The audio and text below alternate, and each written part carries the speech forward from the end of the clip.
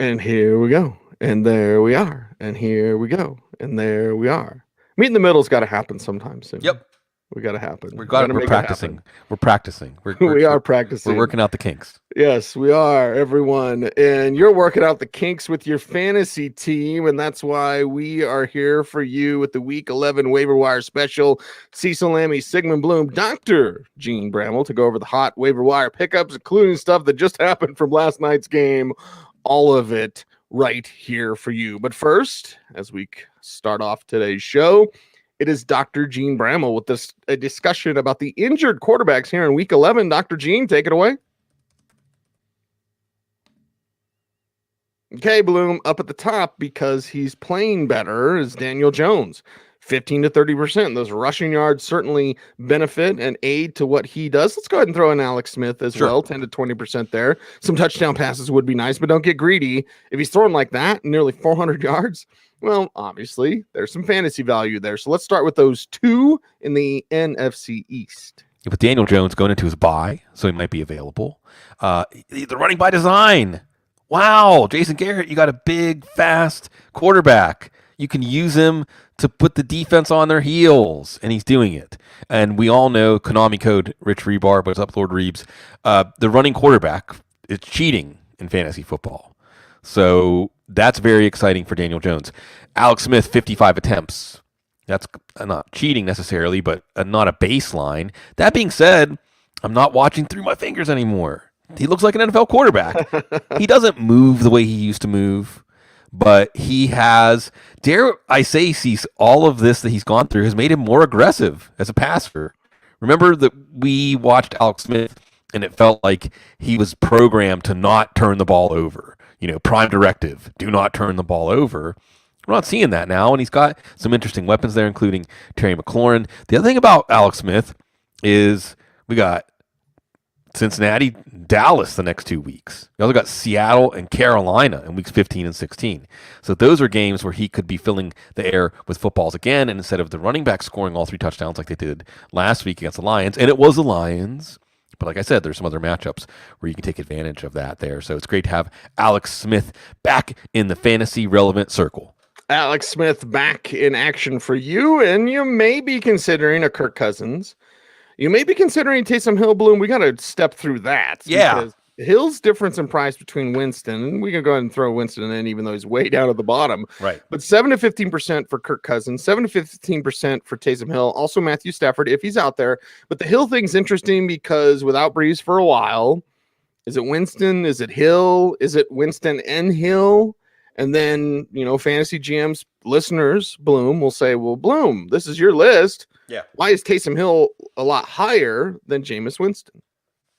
Let's pack this, okay? If there is going to be a Saints quarterback that we want to play while Drew Brees is out, it will be Taysom Hill. It will not be Jameis Winston. It will not be Jameis Winston, I think, because Hill's going to take away a certain number of snaps. But also, Winston looked rough. Really rough. Bad. You see, so we're watching the game, and Kate, love of my life, my wife, a diehard Saints fan, is like, did they let him practice with the other players at all? And by the way, for the record, she's been saying from the moment Drew Brees came back that he was not going to last the season. So I got to give her the props on that. She said, why didn't they keep Teddy?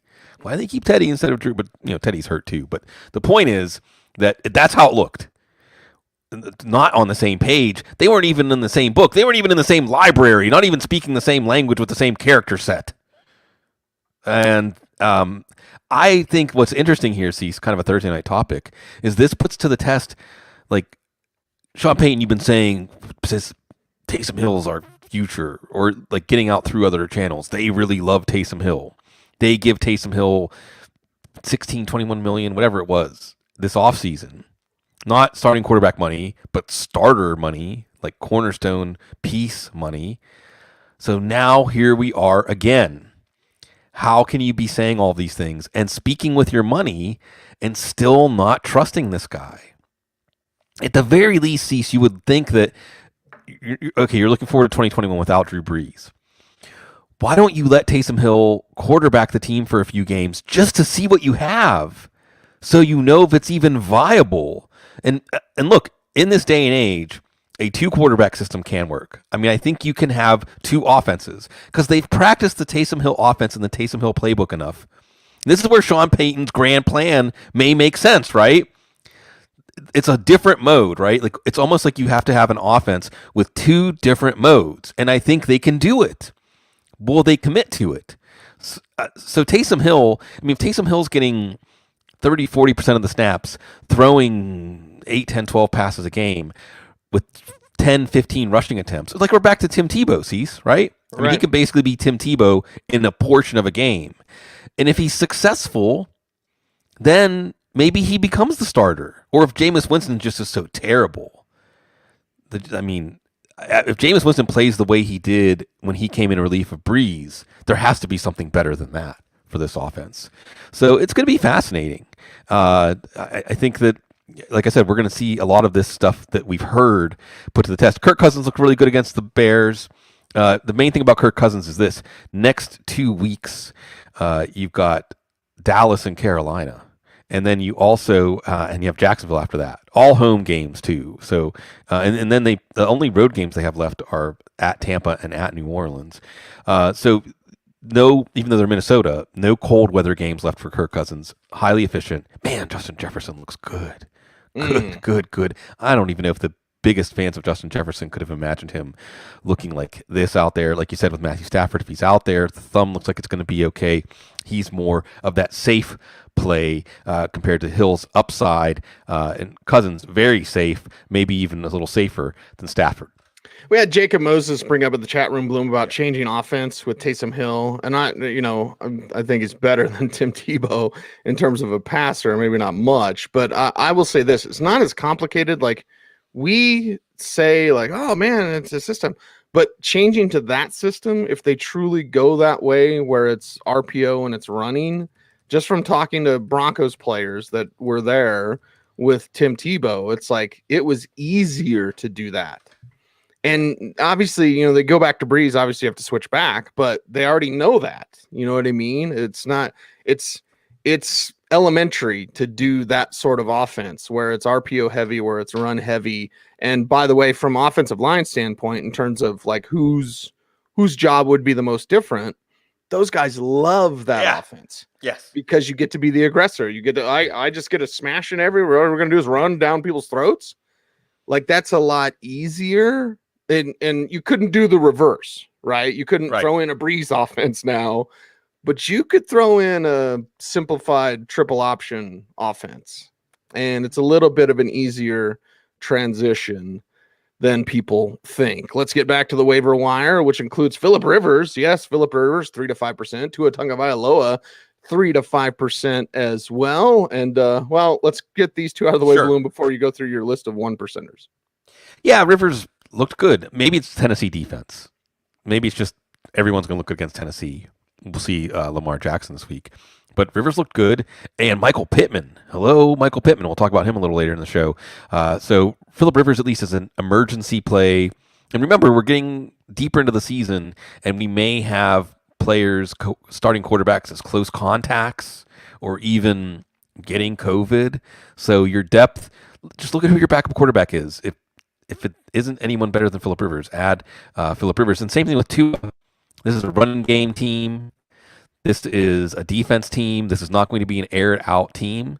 Tua does have some mobility and some ability in a shootout to be a very good fantasy quarterback, but as a safe floor 15 to 20 point play, he's showing that already. And I can't wait to see him at this rate. We may see him start a playoff game. So that's exciting. It's all these little presents we get to open up in the 2020 football season. 1% presents. Sometimes they're better than you think. Andy Dalton, he was seen at practice. 1% for him. There's Jameis we talked about. And then your 2 QB Superflex leagues include guys like Chase Daniel. As we watched that game last night, you're like, oh, okay, what's going on there? Joe Flacco, we know that Sam Darnold's not going to play. Brett Rippon, 1%er, as he may start with Drew Lock's ribs injury. PJ Walker there as well. No Tyler Bray on this list, Blue. No, it's because by the way, they don't know yet about Mitchell Trubisky. That was top of the news wire this morning. Yeah, and it's Chicago's going into their bye, So there's a chance in week 12. We'll see about Nick Foles. There's also a chance it could be Foles, Bears quarterback. 1%. Winston, at least open to the possibility that Winston can level off and do something. Hence 1% and not just desperation. 1%. And then we also, of course, have Andy Dalton, who should be back. He's on the COVID list against Minnesota. Boy, the Bears made Minnesota's secondary look great last night. But remember, it's full of inexperienced players outside of the safeties, and they don't have much. Well, the pass rush, again, the Bears' offensive line made that pass rush look good. On paper, you should be able to throw on Minnesota. So Andy Dalton certainly has a lot of good assets there on paper. And then we'll see. We'll see if Brett Rippon gets a start, and we'll see what he'd be able to do against that Miami defense. PJ Walker in place of Teddy Bridgewater, maybe his mobility could add some value there as a runner. Joe Flacco, we saw look very good against the Patriots. He would get the Chargers this week. And, of course, Joe Flacco affects the value of guys like Brashad Perryman and Chase Daniel. Will watch and see about Matthew Stafford. Again, it's a good matchup against Carolina. So, 2 quarterback superflex leagues. Being on top of this is more rock blocking, that you just want to make it hard if someone else loses a quarterback or it's a bye week. Josh Allen is out this week. People are relying on him. You want to make it more difficult for them to have a starting quarterback, and you do that by picking up anyone who has a chance to start. And it's getting there where every week we're seeing the turnover at quarterback, whether Drew Lock's not getting benched. We want to make that clear. He's not getting benched. He's our starter if he's healthy, but he's hurt. What does that mean? Okay. You're hurting if you're not listening to Dr. Jene Bramel, who joins us now to talk about those injured running backs in week 11. Dr. Jene, what are we looking at? Okay, Bloom, I must ask. This is just me being curious, right? Your list of running backs is huge. Yeah, it is. Is that a reflection of just how brutal running back has been? I mean, because there's quite a bit of help here for people out there. So before we jump in, and I'll just throw Nyheim Hines, Ronald Jones, 50+%, spend it all, swing your sword, all those sorts of things. But I just want to know about the list, brother, because this is a huge list. It is partially the ever-changing nature of some of these backfields, right? Miami, the Chargers, Seattle, San Francisco, so on. And it's also this section, we do this every year. It's like a ritual. At this point in the year, you should be prioritizing backup running backs on your bench. So in addition to the players whose value are going up, making them waiver wire pickups because of their performance or because of their roles changing, also all backup running backs. And again, I'll go over the 4 factors, the 4-point inspection for your backup running backs: the quality of the backup running back himself, the quality of the situation, the clarity that they are the backup as opposed to part of a committee, and then the potential for the starter to go down or be demoted. And all of those things are things you should be thinking about. I make basically, I suppose I could do a broken out section here of just the backups. Someone asked me to do this on Twitter last week, like rank the backup running backs. So in a way, that's what I'm doing, weaving them in with guys like Nyheim Hines and Ronald Jones, if he's out there, because there are still players emerging on the wheel of fortune at running back. As the spinning goes round, there's Nyheim Hines, Ronald Jones again. Spend it all, Bloom. Spend what you got. So Ronald Jones, and he was coming off of a poor week. So and I'll kick this back to you, but everyone knows how I feel about Nyheim Hines. I fall for these running backs. I just don't trust the coaches. That's the thing, right? And it's the same thing with Ronald Jones, right? Because we've seen some vacillation about Ronald Jones. So for Nyheim Hines, does an excellent, not just a performance on receiving, but as a runner. Because as Matt Waldman pointed out, and it could be just as simple, that the Colts offensive line is used to a quicker hitting running back. And he's able to get to the holes that Taylor and Wilkins aren't. So will rational coaching here finally settle this? With Ronald Jones, a 98-yard touchdown run. Will that finally settle this? We'll see. But at this point, even with rational coaching skewing the probabilities, I mean, these guys were week winners last week. You can get a week winner on the waiver wire. You've been sitting on those bucks. This is when you spend it. I hope and pray that rational coaching comes through here. And again, with Indy, it's Green Bay. It's one of the best running back matchups. Tampa Bay, it's Rams, not as good of a running back matchup. But when you add a 98-yard touchdown run, Cease, what does that add to the picture? Because remember, Tampa has a great schedule in the fantasy playoffs, like a schedule that should allow Ronald Jones to get to 20 carries, Minnesota, Atlanta, Detroit. And when you have someone who can break those kind of runs, you feed them. This is Derrick Henry, right? This is Dalvin Cook. You feed them. And maybe by accident, all the vacillation about Fournette, Jones fumbled in that game last week, by the way. And Arians stuck with him. And look what he got, because that was really the turning point of the game, I think, that 98-yard run. So you hope that you understand as coaches, okay, we want to feed this guy because it's just a matter of time. And really, the Ronald Jones story this year has shown. I'm going to have Davis Maddock on the couch later today, and he's one of the few that has stuck by Ronald Jones through thick and thin. And dare I say, when we saw that 98-yard run, we saw the realization of a best case scenario for Ronald Jones. If we would have went back and watched him at USC and then watched that run, we'd say, well, he's on his way to being the best Ronald Jones he could be. And that's a damn good thing. Yeah. Okay, Bloom, I hope you have your water or your cold coffee brew next to you. Kenyon Drake, 25 to 50%. He's back. Yeah. We're back. And if I'm playing we're back, well, then that only means one thing in my mind. I just got we're back. Yeah, there we go, VJ. All right. Well, Kenyon Drake, right? Cardinals. There's VJ. There's connection.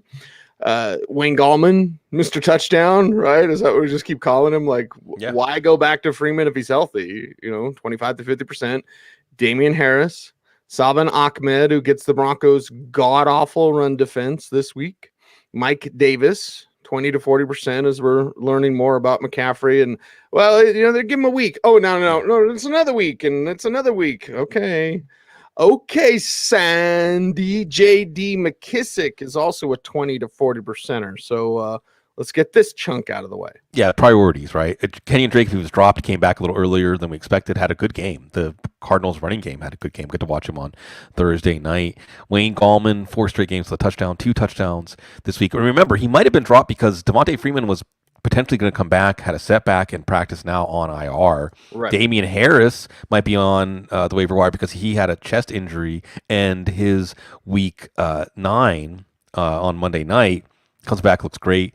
And the Ravens, run on the Ravens. Damian Harris did it. And these guys all, I think, have stable roles for the rest of the year. Like, I feel comfortable that Drake, Gallman, and Harris are going to be the guys they are in these backfields the rest of the year. Let's break down these other 3. This is one where I may ask you to chime in, Steve, on this group. Well, first, let's get the easy one out of the way, McKissick. McKissick doesn't have that upside of a lead back, but he is, as long as Alex Smith is back there, going to catch 5, 6, 7 balls a game, have a nice 10 to 15 point range of scoring, and maybe he had a short yardage touchdown last week, so maybe occasionally add a touchdown there. It was also open deep for a touchdown that Alex Smith missed him on, 25-yarder or so. Salvon Ahmed, and this gets to hold on and shut him down, Cease. I think that Ahmed showed more than Myles Gaskin did as a runner, at least. Mm-hmm. And then you also add in that this is a team where the running game is going to really be a bigger part of how we win with this defense. And you see the offensive line responding. Like you said, it's Denver this week. Denver's run defense, no bueno.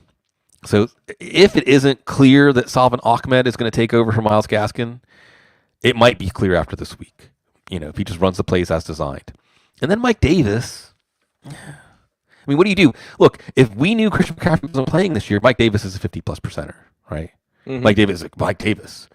But they're leaving us in the lurch here, week to week. Cease, remind me to tell you a story about my DMs after this show. Ooh, yeah. Sliding into your DMs, girl. Yeah, right. Okay. So, with the Mike Davis thing, it's just difficult to know. Is this the only week he's going to start? Or is he going to start for the rest of the year? And I'm sort of hedging my bet there by having him in the 20 to 40% tier, not a high priority. But if he was dropped in anticipation of McCaffrey coming back, again, it's time to pick him back up, the revolving door of Mike Davis on rosters. Here we go. 15 to 30% for Kalen Ballage. It's real. It's real, people. Sometimes you just can't deny it. Duke Johnson Jr., 15 to 30%. Latavius Murray And there was comments in the chat room, Bloom, about, okay, with the quarterback change, just Right. bump up Murray, bump down Sanders, bump down Thomas, question mark, bump up Murray, 15 to 30% for him. And Jamal Williams also 15 to 30%. Yeah, we'll save the 12s for a little bit later. Yeah, Let's do this. We'll march through it. Kalen Ballage, patience, vision. He's got them. Now, when's Austin Eckler going to be back? I'm not sure, but I think that we know Ballage is atop this backfield. Until that happens, still modest upside, very modest upside for Duke Johnson. He might be the starter for the rest of the year, but what's that worth? So you have clarity on the role. You have clarity, David Johnson IR with a concussion. Duke Johnson might still be more like emergency material plugging every week. And then we start getting into the backups, top tier backups, Tavius Murray and Jamal Williams. And I didn't get a chance to add Alexander Madison, by the way.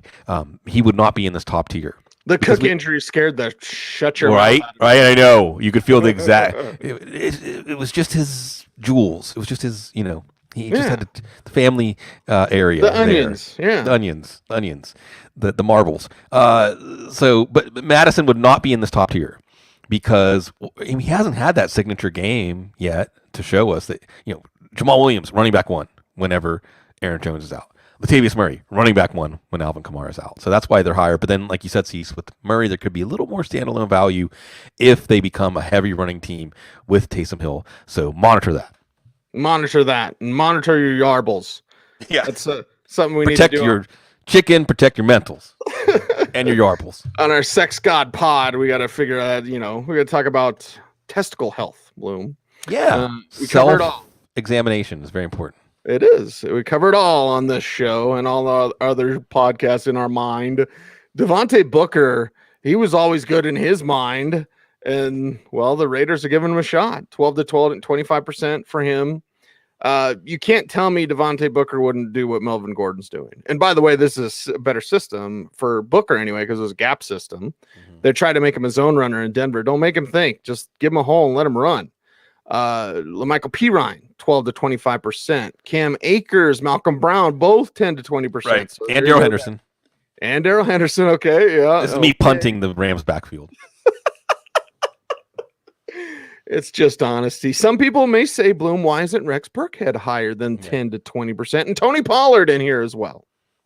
Okay, let's step through these here. Booker has the high injury value handcuff with Josh Jacobs, but also showing some value. 3 touchdowns in the last 2 weeks. LaMichael Pirine's going to get a chance to start for the Jets. What's that worth? It's kind of like Duke Johnson. What's that worth? I don't know, but at least you want to have him on your bench and not someone else's bench when you find out. The Rams backs. I mean, this was basically as close to a true 3-way committee as we have seen. And I don't know what to say here. Malcolm Brown probably has the highest floor week to week. Darrell Henderson has the best chance to lead the backfield in touches week to week. And Cam Akers is the guy that, well, we don't know if the team might warm up to him and give him more opportunities, as we've seen that trend starting. And then you also have a semi-injury upside here. If one goes down and they're splitting it 50-50, now they're much more attractive options. And we'll see. The defense is helping the running game be a bigger part of things. Tony Pollard, kind of like Devontae Booker, he's an injury upside play with Ezekiel Elliott, but did enough going into the bye that does he become a bigger part of this offense? Rex Burkhead, and I love Rex Burkhead. It's great that we're still talking about Rex Burkhead in the year 2020, by the way. Right. He's getting opportunities and converting on those opportunities, but he has to continue to have very high efficiency to be a relevant play. He's much better for best ball leagues than he is in a league where you have to decide when to start him. That being said, we've seen already, I think, 3 times this year. He's been a good play, so in some ways not that different than Nyheim Hines. Remember, Burkhead had a 3-touchdown game already this year.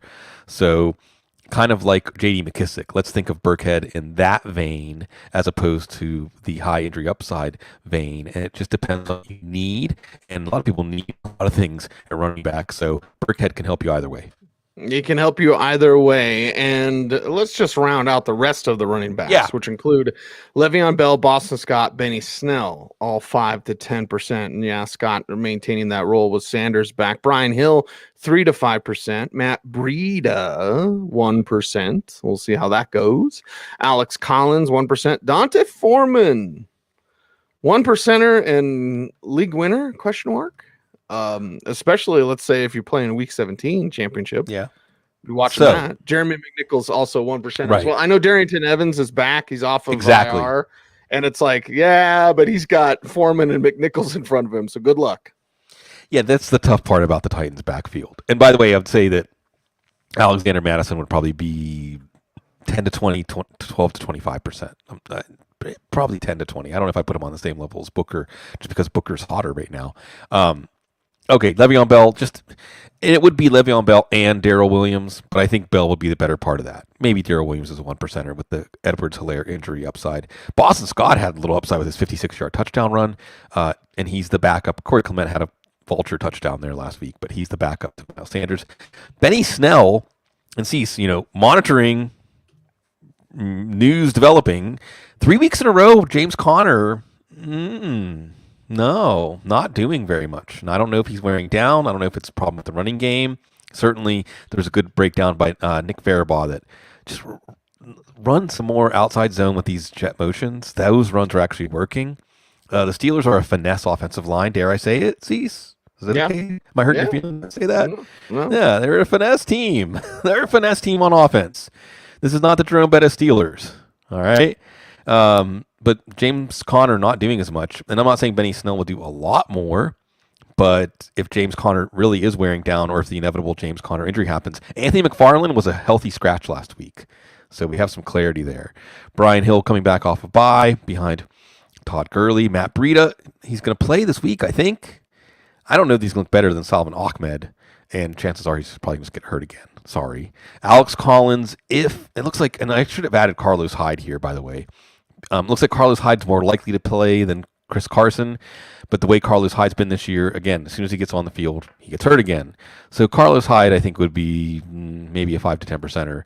And then you have Alex Collins. If Carlos Hyde and Carson can't play, Alex Collins is the early down back here. So no mention of DJ Dallas, no mention of Travis Homer, who got hurt. And then we have the Titans backups. As you said, Darrington Evans designated to return to just muddy this up. But for now, it is Dante Foreman who's back.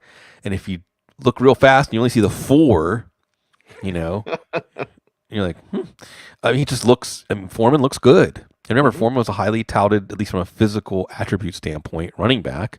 And then there's Jeremy McNichols, who's a good passing down back. So we'd look at a two-way backfield. And then maybe we'll be talking about Darrington Evans in a few weeks. But until these guys get activated off of IR, I don't believe in doing the preemptive pickups. But remember, Derrick Henry did miss Week 16 last year. So it's not impossible that we're going to be talking about one or both of the Titans backups, or all 3 of them, as potentially fantasy relevant before the end of the year. Bloom, I need your help here. Yeah. Because we're all about health, right? And mental health and all that kind of good stuff. I'm thirsty. Mm-hmm. I need to keep talking. See, as I cough. That was real, by the way. I'm out of coffee. So I have 2 choices. I don't have any water. I didn't put any water here next to me in the studio. But I do have an energy drink, which I don't want to drink yet. No. My Bang. But I have a half-filled tumbler of Casa Noble tequila that I didn't finish last night when I was editing. So I'm like, it looks like water. Right. It's clear, at least. That's much better for you, the clear liquors. Just pour a little of the energy drink in to the tequila. See how they play. See how they play together. See how they taste. Taking shots this morning. It's just to wet my whistle. Really, I'm not a morning drinker or alcoholic. There's no shame in New Orleans about that at all. 0. There's no stigmatizing drinking at any time. I don't think I know. It's a no. That would be a no. Anyway, I just love tequila straight. How about that? Tequila shots, yes. That's my water. How about talking to my heart and soul? I don't know. Some segues are better than others. It's Dr. Jene Bramel time. It's wide receiver injuries in Week 11. Dr. Jene, take it away. We can't be stopped. And that's Michael Pittman. The greatest wide receiver class in NFL history featured guys in the second round. Chase Claypool, that you need to know. By the way, KJ Hamler's looking better. Okay. And might be, well, Well, if Brett Rippon is starting, because Drew Lock is the starter unless he's healthy, but he's hurt. Kind of like the Philip Lindsay thing. It's like, Yeah. well, why isn't Philip Lindsay getting used? Well, it's either they don't like him and he's hurt and he wasn't on the injury report. So you tell me. Again, KJ Hamler's not anywhere near Michael Pittman, so I don't want to interrupt that, Bloom. But where my mind goes is to the Broncos, and I'm like, well, Rippon's favorite guy is KJ Hamler. Just saying. File that away, yeah. And he has a better connection with Judy than him and Locke do. Anyway, but Locke's a starter unless he's healthy, but he's hurt. 25 to 50% for Darius Slayton and Michael Pittman, and Michael Pittman. I remember at the Senior Bowl being incredibly excited. Might be the most excited receiver I was there to see. And Chase Claypool looked better. And Pittman didn't really use his body, but he's got length. He's got my ball mentality. He's got a little bit of speed, maybe deceptive in that department. And again, coming through. The only problem, Bloom, the only problem, kind of like with Nyheim Hines, is like, hey, can you trust the Colts though? Because Pittman's really good. I've been waiting for him to come back from injured reserve. Well, he's back, and he's at the top of your list. Yeah, you like seeing him on those crossing routes. He just looks big and fast. He's not necessarily the same Pittman we saw at USC. Big, fast, skilled. Maybe not a highlight reel guy, but Vincent Jackson, I think, was a name that came up. He's performing very well, and he should become Philip Rivers' favorite guy. And certainly, you pick him up and you see what happens here. Vincent Jackson or Malcolm Floyd. Malcolm Floyd, yeah. Rivers' favorite guy. Absolutely. And Darius Slayton finally getting back in the deep ball swing of things. And again, with Daniel Jones. See, so I don't want to say I'm excited about the Giants' offense coming out of the bye, but there's more signs of rational coaching, and that certainly means Daniel Jones hanging in, throwing those deep balls to Darius Slayton. So he was in a 3-game slump if he was dropped, even going into a bye. You need to rectify that. You need to rectify that on your fantasy team, which means Marvin Jones Jr. is 20 to 40%. Brashad Perriman, Josh Reynolds, 20 to 40%. Marquez Valdes-Scantling as well. I think we went over a little bit of Reynolds on the recap show, Bloom. And look at that schedule. Look at the schedule in the fantasy playoffs. You have the Patriots, the Jets, and then Seattle again. What do you have? 8 for 94, whatever the number was. Okay, so you have Patriots, Jets, and Seattle in the fantasy playoffs with emerging talent and a running back core that you can't trust, but a third receiver in Josh Reynolds that you can. So let's talk about this section of your waiver wire report. Yeah, Marvin Jones, best game of the season so far. Kenny Golladay, I think at least a week away. Matchup against Carolina. Dante Jackson's banged up. So all these things, short and long-term value potential there. Brashad Perriman, you're just excited that Joe Flacco's back. And that connection's going again. Speaking of that know each other this week, Chargers, but Perriman has that week winning upside for you. Josh Reynolds. And again, part of this picture here is Cooper Kupp, not 100%. And Josh Reynolds, love to see this. You love to see it with Keelan Cole. Mention him at the end briefly. You love to see it with Josh Reynolds balling out going into that contract year. So we'll see what that leads to for him. Certainly Dynasty Leagues, you like that. And Reynolds could be the number one receiver for this team, at least in terms of statistics, productivity. Marquez Valdes-Scantling. I'd be interested to get your take here. And I should have added Alan Lazard, who should be back this week. Yeah. But Valdes-Scantling back-to-back weeks has been outstanding and has been that deep ball target. And as much as Alan Lazard is Aaron Rodgers' favorite, Marquez Valdes-Scantling has the afterburners, and he makes more sense as a deep threat. So when Lazard comes back, should be this week, does Rodgers' chemistry and affinity for Lazard make Lazard that guy?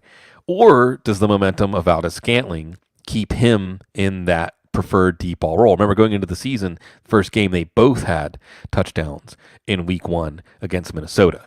So right now, because he's got the momentum, because he's healthier, I would favor Valdes-Scantling over Lazard. Both are worth pickups this week. I would favor Lazard over Valdes-Scantling only for, a couple of reasons, Bloom. And it's close. Like you said, it's close a few times. it's because of that Rodgers chemistry. And if MVS drops one pass, Rodgers is the type of aloha, and unpack that if you want, to like, oh, well, screw you. I'm not going to throw you the ball. Yeah, and Lazard is his guy. So Lazard doesn't have the physical tools that Valdez-Scantling does, although he's large and has a great wingspan and be a red zone threat. So for me, MVS is like a boom bust, deeper wide receiver 3 or wide receiver 4 deep flex. Yeah. And then Lazard is like a wide receiver 3. He's, so that's where I see the difference. And certainly MVS has that high upside with that momentum, but what kills momentum? A drop. Right. And then Rodgers is one of those guys. So it makes him, my grandma would say, that's just his way. Cole Beasley and Jamison Crowder getting louder with Crowder. And think about what you said, Bloom, and 15 to 30% for those guys. Think about what you said. Brashard Perriman just happy to have Joe Flacco in there. Yeah. What's it say about louder with Crowder? And then, of course, Cole Beasley if he's out there. With Beasley going into his bye, we'll watch John Brown in that ankle, but we saw actually back to struggle Josh Allen. He did not have a good game, even though he made the play for them to win before Kyler Murray made the play for them to win. But if Beasley, especially when you look at them playing New England and Pittsburgh in the fantasy playoffs, I think that's one of those situations where those feel like Cole Beasley games. And with John Brown banged up, that feeds into that. Jamison Crowder, similar type player. Joe Flacco doesn't like to just take what the defense gives him. So maybe you like Crowder better if Darnold's back. That being said, with Darnold, we're hearing surgery's been ruled out or surgery's not been discussed or something like that, which tells me like I don't know when Darnold's going to play again. I don't need to play again this year. I don't know if he's going to play the Jets. So that's why we're as excited. We're more excited for Perriman than Crowder, but both certainly are deserving of a roster spot. Bloom, I don't want to be a conspiracy theorist, but it seems like the Sam Darnold thing's on purpose. Yeah. Like it doesn't pass the sniff test for me. Right. Our man Manish Mehta will be all over this, but so just keep an eye on that. But it just seems like one of those like, I don't want to play for you anymore. My shoulder's sore. Everything looks fine. You don't have to have surgery. Yeah, but it's really sore. Yeah. Good for him then. Yeah. All about the player and power. Exactly. To that, I would say double true. David Moore, 5 to 10%. Sammy Watkins, 3 to 5%. There's Keelan Cole, Jakeem Grant, Denzel Mims. Talking a lot about the Jets passing game. Yeah. DeMarcus Robinson and Willie Snead. Some Bloom would say, why isn't Willie higher? Yeah, I'll start off there. He did have the 2 touchdowns against the Patriots. He can handle the ball in the rain. One went through his hands. But I still think this is a passing game that we'll see more Marquise Brown. It just wasn't a downfield passing kind of night, at least not outside the numbers where Lamar Jackson struggles anyway as the season goes on. I see Snead as a desperation play, but most weeks he's going to be in that 2 for 23 for 35 kind of range. Maybe a touchdown. David Moore, just know this. Tyler Lockett has a little knee thing. Now, Pete Carroll said it's no big deal, and he's going to play or likely to play. But Pete Carroll has been known to, P. Sunshine, be a little more optimistic than he should be about certain injuries. Chris Carson's had a chance to play for like 3 weeks now, right? So David Moore, that high value injury upside there, in addition to being a desperation play, Sammy Watkins should be back this week. Again, 3 to 5%. McCole Hardman's on the COVID list. So we'll see about that. But if we go into this game against Vegas with no Hardman, that brings up DeMarcus Robinson, by the way. So all these values interrelated here for the Kansas City wide receivers. But any Kansas City wide receiver who gets like half the snaps is worth rostering. Love seeing Keelan Cole and that speed. Outkicking the coverage. See, do you believe outkicking coverage is a real thing? Yes. Yeah. In football or in life? Both. Yeah, but Keelan Cole gets a punt return touchdown in addition to that short touchdown. Jakeem Grant got the touchdown. Jakeem Grant is going to play like 85% of the snaps. Basically a full-time player in this offense. If we do get to some game scripts where Miami has to throw the ball 35, 40 times, Jakeem Grant's going to be very interesting. Denzel Mims, very interesting, still raw. As long as Flacco's out there, at least he's a desperation play that can hit. And again, we'll mention this, these moves... See, in week 16 when you're holding up the trophy, and the difference between you doing it and not is maybe that week 11 last guy on my bench pickup, and the next thing you know, week 16 with everything on the line, you're playing him. So we always got to be thorough. And that's why you say, I'm going to go do it. By the way, the Broncos 1%. Again, Drew Lock's the starter if he's healthy, but he's hurt. Brett Rippon's favorite guy is KJ Hamler. Yeah, well, what about Tim Patrick? No. It's the two young guys. It's Judy and Hamler. So, you know. By the way, Bloom, I'm thinking this Casanova is going to kick in about the time we cue the check to you. Yeah, perfect. Perfect. That'll be fun. All right. We got more fun with our guy, Dr. Jene Bramel. He's a cut-up. And I love Dr. Jene for many reasons, Bloom. Here's where the truth comes out, right? Truth serum. He is so observant of everything when he's hanging around or we're hanging around with him. Because, right, he's not hanging around with us. We're hanging around with him. He will just be very quiet and he'll observe, and then he'll come in with like a zinger. Mm-hmm. You know what I mean? Like he won't say much. You're like, is Gene even in the car? And then like he'll come through with some zinker. He's always paying attention. Always paying attention. Love him. Now he's here to talk about injured tight ends. Dr. Gene, spread the love. Let's talk about these banged up tight ends. Okay, Bloom, it's a smaller list of tight ends. Hell, we could do them all if you want. Logan Thomas, 7 to 50%. Kyle Rudolph, 5 to 10%. And then you've got some 1%ers and Dan Arnold, Cameron Brate, and Jordan Reed, and Richard Rodgers. These are all names that we've talked about before in varying degrees at varying times. But now, as you see there's running back help, you see there's wide receiver help, there's not a ton of tight end help this week. And let me say on that note, I think Yahoo allows this. If Taysom Hill can be played as a tight end, he's like a 25 to 50%er, maybe even a 50+ percenter with the balance there. Logan Thomas, again, Smith, look 55 pass. Logan Thomas getting some outfield stuff. Kyle Rudolph, as long as Irv Smith is out. It's Dallas next week. Rudolph had that fumble, but otherwise was looking good. And then we get to the 1%ers.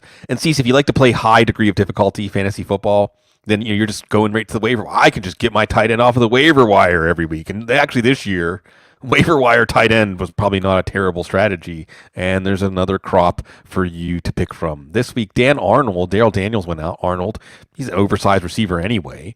Get to watch him against Seattle. Maybe you're overthinking it. Maybe Dan Arnold's like a top 5 play at tight end this week. Cameron Brate, the skill is still there. Cameron Brate's another one. If he was just a primary tight end somewhere, a primary receiving tight end, he'd be an every week start. He's not a primary receiving tight end in Tampa, but he did enough to be fantasy relevant. Jordan Reed, one of the plays of the week last week, clearly moving ahead of Ross Dwelley. Now, unlike these others, you can't use Jordan Reed this week. However, Jordan Reed might have a higher ceiling for the rest of the season than this 1% group. And Richard Rodgers, 6 for 85 first time out against the Giants, leading receiver in yardage for the Eagles last week.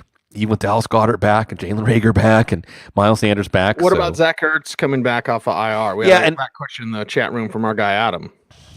I mean, a 1%er at this point, like right now, because you're still clogging up a roster spot for who knows how long, 1 week, 2 weeks, 3 weeks. For a guy that's going to get like 3 catches. Right. What was he doing before he got hurt? Nothing. That's the problem. That is the problem. So, I mean, don't get me wrong. I've got my Pro versus Joe's team. I know everyone cares about my team. I have no healthy tight ends right now. I've got Kittle, Ertz, and Irv Smith. So I'm praying for Ertz. Pat Thorman's going to catch me. Pat, you're too good every week. It's like DK Metcalf, and I'm like Buda Baker. Like, I got to make it to the end zone week 10. So, yeah, I don't have a lot of hope for Zach Ertz. That being said, stranger things have happened. Yeah, our guy Sir Jesse GM says Ernie Irv Smith love. We love the guy. He's hurt. Yeah, just got that groin injury. So, okay, Sandy, it is time for so many things, Bloom. Yeah. And if you ever want to know why there's a delay in the show, and we certainly we don't want to waste anybody's time. We appreciate people that are waiting for us to actually start in the morning. We used to start at 9 a.m. and then somebody got a night show, so it's like 9:30. Is that fine? But Bloom, if you ever ask me how I'm doing before the show, minus the standard, like good, as long as there's football. Like, oh God, so many balls in the air, shall we say? Keep those balls in the air, and their hands in the air, like you just don't care. So it's that time where it's therapeutic. It's therapeutic for me. It's therapeutic for you and all of us out there. You're listening to my voice. The audience participation must commend, where you scream it to the heavens. Cue the shot. Bloom, who is your week 11 shut 'em downs? Yeah, it's getting a little shorter. Smokey. I mean, I want to hear more about his ankle injury. We're not going to. In your short bench leagues, again, one of the things to think about to make these calls, folks, is who can add value next week? Who can be worth more than they're worth right now next week? As good as Smokey looked in a short bench league, it might be time to shut him down. Devin Singletary. How's Devin Singletary going to help your fantasy team? Even when Zach Moss was hurt, he wasn't really helping you. So here's another exercise. Here's a mental exercise to do when you're deciding whether to drop someone for someone we talked about on the Waiver Wire show. Could you ever picture yourself starting him? Or if you had to start him, would you be looking for somebody else on the waiver wire? I'm afraid with Devin Singletary, who was a 5th-round pick, high hopes. Ross Dwelly, we talked about Jerick McKinnon. I think Raheem Mostert's going to be back after the bye. Again, what was Jerick McKinnon worth? What did he have against the Saints? 13 carries for 28 yards or something like that. So even as the starter, what's that really worth? Myles Gaskin, not waiting around for Myles Gaskin. Not with Salvin Ahmed doing what he's doing. Randall Cobb, there might be some struggle games there for Deshaun Watson where Cobb gets 6, 7, 8 catches. It might be there. I don't know if I'm waiting around for that. Jordan Wilkins had one of the worst running back performances we have seen, period. I mean, all year. I'm not confident in him. I don't think the Colts are confident in him. It's the reason to like Hines, and we'll talk about holding on in a second. Austin Hooper, 1 catch. I know it was a low volume day. I know Cleveland's running game is going to run that town, but he's just not going to be a big part of the passing game. Joshua Kelly, the Chargers want to do anything but trust Joshua Kelly at this point. Even if Kalen Ballage went down, I don't know that Kelly would become the starter. Hate to say it, Cease, Philip Lindsay. I mean, I don't know what we're waiting for. Yeah, and it's the payoff? It's not him. It's Pat Shurmur. Yeah. Again, I had a question in the chat room about Philip Lindsay, and the way that I put it on Twitter and on the air, and I haven't received a phone call yet, Bloom, but they don't like him. They don't. My first question, I was the first person to ever ask Pat Shurmur about Philip Lindsay. Humble brag, bro. Sick brag, bro. And it was so cold. And then you see that now. So there's 2 things that are going on with Philip Lindsay, and it can only be one of 2 things, because there is no doubt he is the best running back on the Broncos roster. There is 0 doubt, especially with Melvin Gordon spinning at the line of scrimmage for 2 yards. Like, come on, dude. So here's what it is, Bloom, and you tell me. Yeah.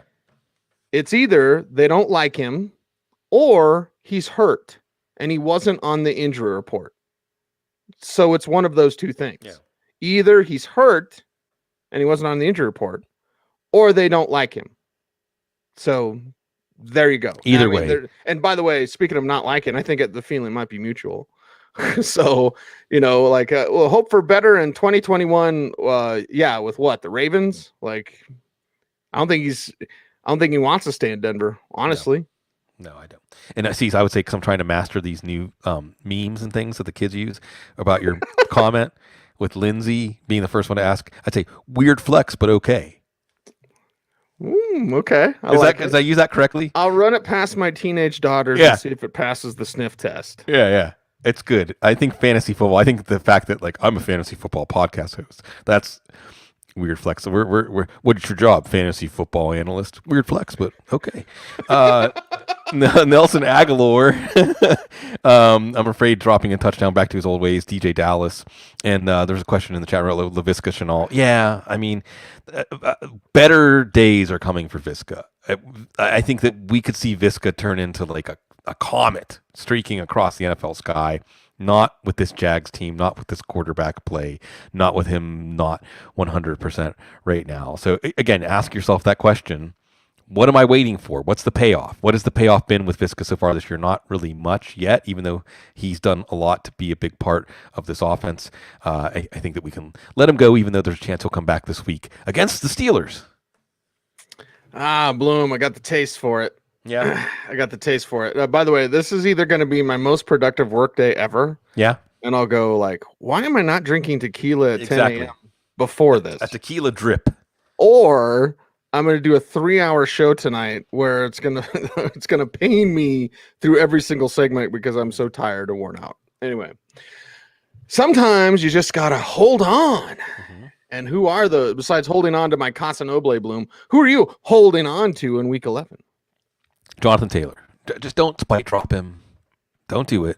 Remember, Indianapolis still has the Houston Texans left on the schedule twice. The Houston Texans that gave up not one but 2 100-yard games last week. Okay? Don't drop Taylor. Don't drop J.K. Dobbins. I mean, see, isn't J.K. Dobbins one of those players that's like you're clutching as you're sinking down to the bottom of the ocean? Like he's an anchor that you're never going to use, or if you do use, you regret it. But you just don't let go. I'm holding on to J.K. Dobbins. I'm deathly afraid of what happens if teams actually realize that he's the most talented player in their offense outside of Lamar Jackson, and he needs to be getting the ball more. They probably won't figure it out, just in case. Hollywood Brown on that same note, by the way, and it was the conditions, but I'm going to keep reminding people about this. Cleveland, Jacksonville Giants. Last year, Dallas, week 13, too. So the last 4 games of the year could be games where, remember what he did against Miami in week 1 last year? You know, let's remember, against inferior competition, Hollywood Brown can come through for us. Jalen Reagor, Travis Fulgham, don't overreact to that game, especially with Fulgham. I don't know why they weren't going to him. And the tough one, Cease, I keep coming back. Do we cue the Chuck D or do we hold on to Leonard Fournette? Because I think, Ronald Jones, if he gets hurt, if he gets in the doghouse again, this is a plug and play. This team should have scored 58 points last week. So and because of that, that's why you hold on. Because I just want a piece of that just in case, because that offense is so good. Yep. Just in case. Not Keyshawn Vaughn, Leonard Fournette. No, Leonard Fournette. All right. Oh, it's all good in the hood. That is for sure. Everyone out there, we certainly appreciate you all for listening and subscribing to Apple Music, Spotify, however you enjoy the podcast. We certainly enjoy the listenership. And again, enjoy doing the show here on YouTube. Make sure to do all those YouTube things, like, comment, share, subscribe, and hit the notification bell so that you never miss a vid. Many thanks to Dr. Jene Bramel. Many thanks to Sigmund Bloom. I'm Cecil Lammey saying cheers.